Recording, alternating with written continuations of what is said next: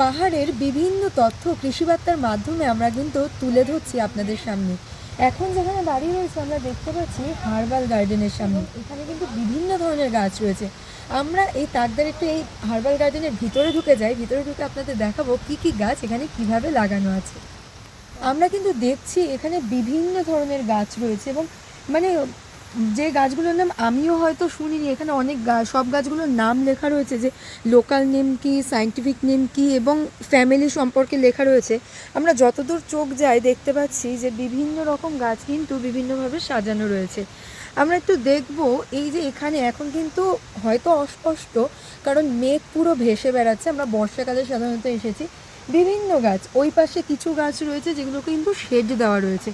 পাশাপাশি এখানে আমরা দেখতে পাচ্ছি যে বিভিন্ন ধরনের গাছ যেগুলো রয়েছে এবং নামগুলো আমার কিন্তু কখনো হার্বাল গার্ডেন যেটা বলছে আর কি, ভেষজ বিভিন্ন উদ্ভিদ, সেই ভেষজ বিভিন্ন উদ্ভিদ কিন্তু রয়েছে।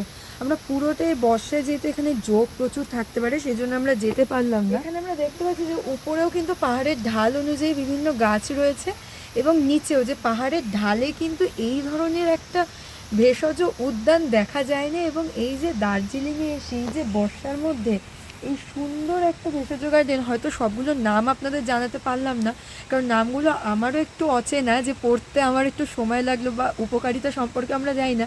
কিন্তু এই ধরনের ভেষজ উদ্যান কিন্তু যে সমস্ত পর্যটকরা এখানে ঘুরতে আসে তাদের অবশ্যই সচেতনতা বাড়াবে।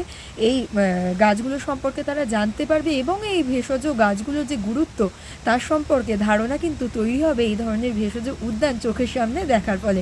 এরকম পাহাড়ে বিভিন্ন তথ্য দেখতে অবশ্যই কিন্তু কৃষিবার্তা পেজটিকে ফলো করে রাখতে হবে। নমস্কার।